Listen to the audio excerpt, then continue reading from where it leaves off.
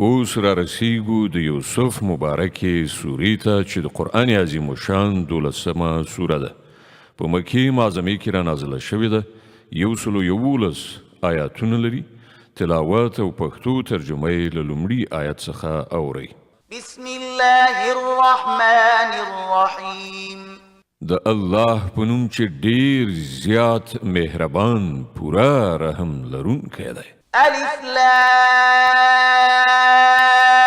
را تلك آیات الكتاب المبین. الف لام را دا د هغه کتاب آیاتونه دي چې خپل مدعا ښکاره روښانه بیانوي. إنا أنزلناه قرآنا عربيا لعلكم تعقلون. مونږ هغه نازل کړی دی قرآن مو ګرځولی دی په عربي ژبه کې تر څو چې تاسې عرب پر هغه باندې په ښه شان پوه شئ. نحن نقص عليك أحسن القصص بما أوحينا إليك هذا القرآن وإن كنت من قبله لمن الغافلين. ای محمد صلی الله علیه وسلم، مونږ دا قرآن تا ته وحی کړی دی په ډیر ښه اسلوب سره پیښې او حقایق درته بیانوو، که نه مخکې له دې خو له دې شیانو نه بیخي بېخبره وي. إذ قال يوسف لأبيه يا أبت إني رأيت 11 كوكبا والشمس والقمر رأيتهم لي ساجدين. دا د هغه وخت یادونه ده چې کله یوسف علیه السلام خپل پلار ته وویل پلار جانه ما خوب لیدلی دی چې 11 ستوري دي او لمر او سپوږمۍ ده او هغوی ماته سجده کوي. قال يا بني لا تقصص رؤياك على إخوتك فيكيدوا لك كيدا إن الشيطان للإنسان عدو مبين. په جواب کې د هغه پلار وویل زوی کیه دا خوب د خپل ورونو ته مه وایه که نه نو هغوی به ستا د ربړولو په هڅه کې شي. حقیقت دا دی چې شیطان د انسان ښکاره دښمن دی. وكذلك يجتبيك ربك ويعلمك من تأويل الأحاديث ويتم نعمته عليك وعلى آل يعقوب كما أتمها على أبويك من قبل إبراهيم وإسحاق إن ربك عليم حكيم. او همداسې به وي لکه څنګه چې تا په خوب کې لیدلی دي چې ستا رب به تا د خپل کار لپاره وټاکي او تا ته به د خوبونو او حوادثو تعبیر در زده کړي او پر تا او د یعقوب علیه السلام پر ټبر باندې به خپل نعمت په همغه شان پوره کړي لکه څنګه یې چې له دې نه مخکې ستا په مشرانو ابراهیم علیه السلام او اسحاق علیه السلام باندې پوره کړی دی. دا یقیني ده چې ستا رب پوه او د حکمت خاوند دی. لقد كان في يوسف وإخوته آيات للسائلين. حقیقت دا دی چې د یوسف علیه السلام او د هغو د ورونو په قصه کې د دې پوښتونکو یعنی د حق د پلټونکو لپاره سترې نښانې دي. إذ قالوا ليوسف وأخوه أحب إلى أبينا منا ونحن عصبة إن أبانا لفي ضلال مبين. دا قصه داسې پیل کیږي چې د هغو ورونو په خپل منځ کې سره وویل دا یوسف او د هغه ورور دواړه زموږ پلار ته له موږ ټولو نه زیات ګران دي په داسې حال کې چې موږ یو پوره ټولګی یو. رښتیا خبره دا ده چې زموږ پلار بیخي سربداله شوی دی. اقتلوا يوسف أو اطرحوه أرضا يخل لكم وجه أبيكم وتكونوا من بعده قوما صالحين. زه یوسف ووژنئ یا هغه چیرته وغورځوئ تر څو چې ستاسې د پلار پاملرنه یوازې ستاسې لوري ته راواوړي. د دې کار له کولو نه وروسته بیرته نیکان شي. قال قائل منهم لا تقتلوا يوسف وألقوه في غيابة الجب يلتقطه بعض السيارة إن كنتم فاعلين. په دې سره له هغو نه یې وویل یوسف مه وژنئ، بیا که څه کوئ نو هغه په کومه تیاره څاه کې وغورځوئ، کوم تلونکی راتلونکی کاروان به یې راوباسي. قالوا يا أبانا ما لك لا تأمنا على يوسف وإنا له لناصحون.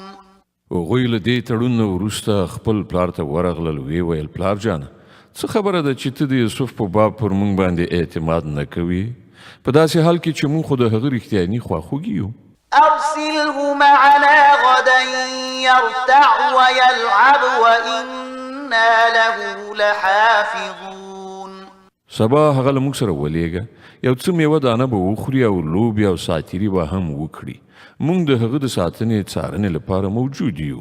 قال إني ليحزنني أن تذهبوا به وأخاف أن يأكله الذئب وأنتم عنه غافلون.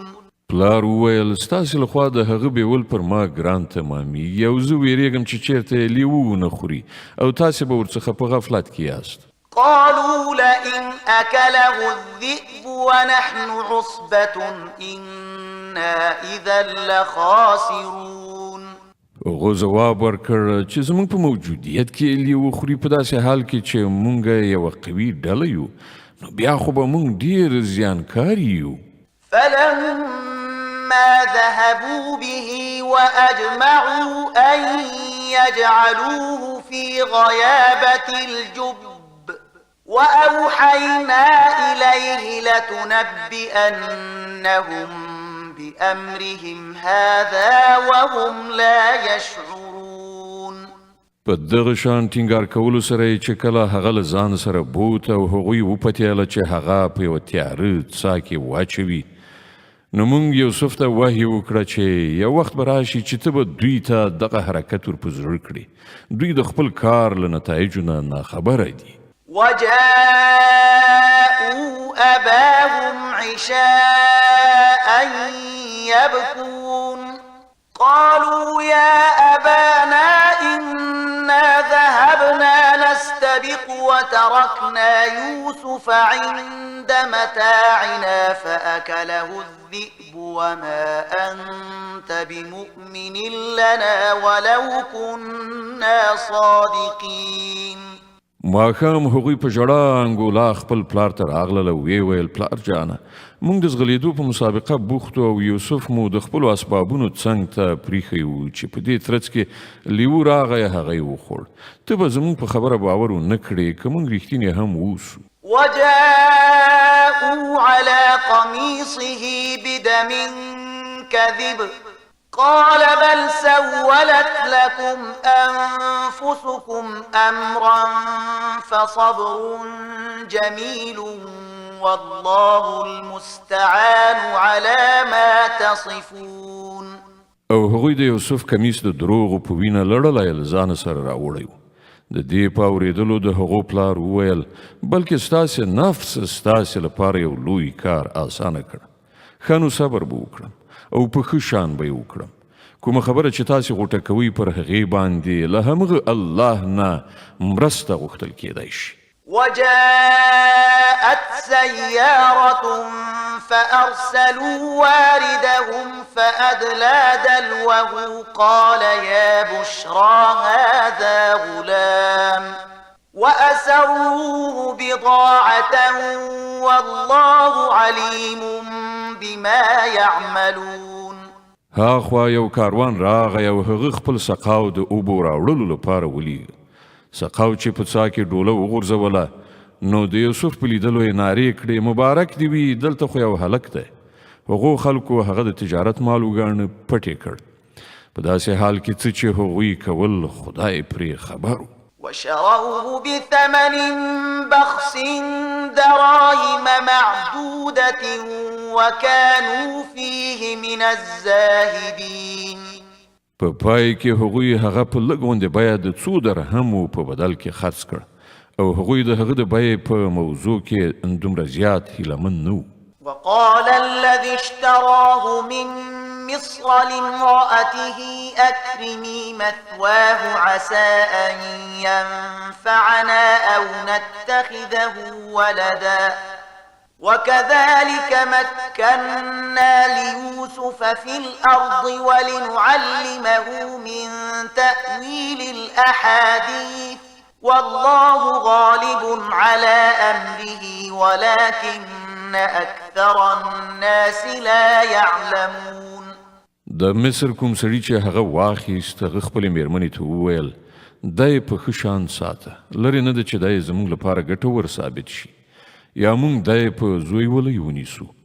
په دې ډول موږ د یوسف لپاره په هغه ځمکه کې د ټینګښت زمینه برابره کړه او په چارو باندې د پوهېدو او د خوبونو د تعبیر د ورزده کولو انتظام مو وکړ. الله خپل کار کوي خو زیاتره خلک نه پوهېږي.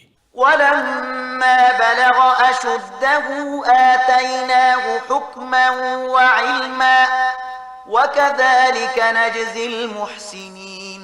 او کله چې هغه پوره ځوانۍ ته ورسېد نو موږ هغه ته د فیصلې قوت او علم ورک. په دغه ډول موږ نیکانو ته مکافات ورکوو.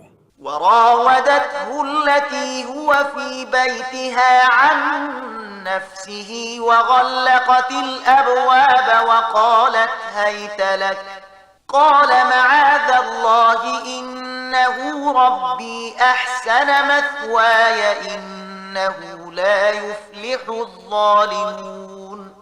د کومې ښځې په کور کې چې هغه وو هغې خپل ځان ته د هغه توجه جلبوله او یوه ورځ ورونه وتړله ویې ویل چې راشه. یوسف وویل پناه په خدای زما رب خو ماته ښه منزلت راکړی او زه دا کار وکړم. داسې ظالمان هیڅکله بری نشي موندلی. ولقد همت به وهم بها لولا أن رأى برهان ربه كذلك لنصرف عنه السوء والفحشاء إنه من عبادنا المخلصين. هغه د هغه خواته ورمخکې شوه او یوسف به هم د هغې لوري ته ورمخکې شوی وای که د خپل رب دلیل یې نه وای لیدلی. داسې وشول تر څو چې موږ له هغه نه بدي او بې حیایي ایسته کړو.